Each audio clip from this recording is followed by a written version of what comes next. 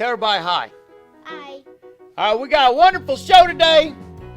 Daddy is doing some skidding and squishing his booty. Did you poop a little? No. I got a wonderful show today.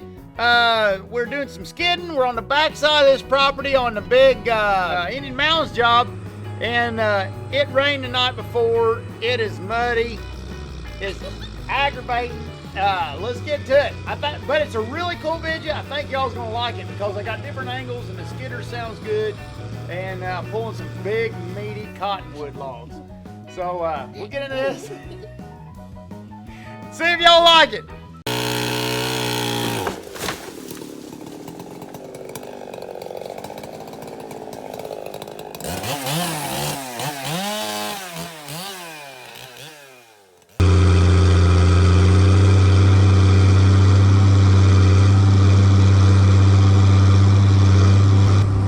Howdy peeps, so here's the thing. It rained last night. Now I'm scraping this. You can see where I've been dragging my blade on the trips on my back hauls because I'm trying to pull some of the drier dirt to the top. I'm also trying to sift out some of these sticks and stuff because the trees are so heavy. These sticks are screwing me up coming out loaded.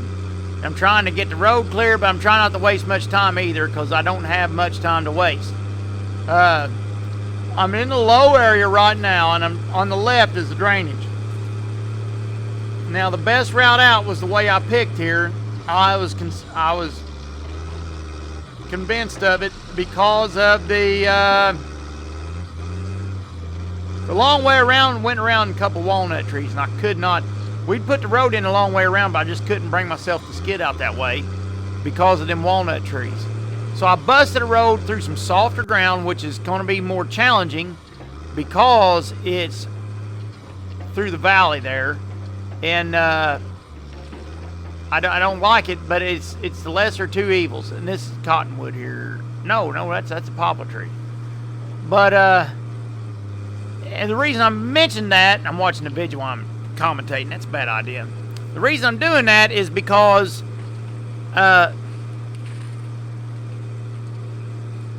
it's the best way out because the walnut trees. I don't know why I got myself confused. The reason the thing about going through the valley like that is it's going to be soft. It is soft as sandy ground. When you make sandy ground wet, it is soft. You think about just picture quicksand. Y'all remember Blazing Saddles? But anyways, I piled some residue in there. Watch that little tree there. I got to get some pretty good. Some of these trees down here are junk. And some of them are good, and I couldn't tell you for sure if that was a good one or a junk one from the editor here. But I put some trash in this little crossing. You see I'll struggle through this crossing the whole video. Now I'm going to get quiet here directly so you can listen to the skidder running. But I'm going to stick with you on this first skid out so y'all can kind of. Now look in the pip screen, see the front end. I'm getting ready to run through that wet, that soft. And I mean the first trip through it before I start putting dirt in it and start putting debris in it. I buried the skidder. I barely got out. So just underneath this little bit of corduroy road here, look up corduroy road, those of you that's interested. But just under this corduroy road I got here, there is ground so bad I could bury this skidder in. But now that I made the little crossing and come through here, it's working. Now I'm doing everything I can with just one Johnny here and no den. That's a heavy pull too for this Johnny. And you can look at the dirt. The dirt's pretty moist. Look at them tires.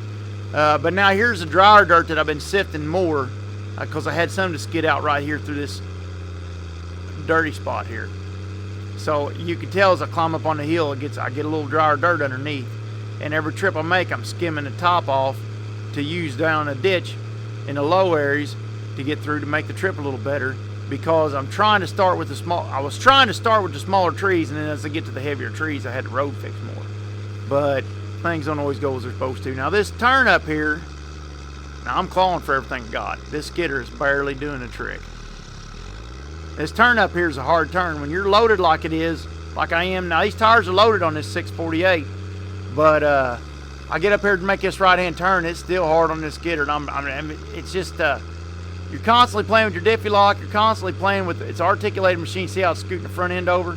It's kind of like a fifth wheel without grease. It's just scooting the skidder over. But the thing is, when you're skidding like this to max capacity, look at that one tire just burn rubber on the pit view.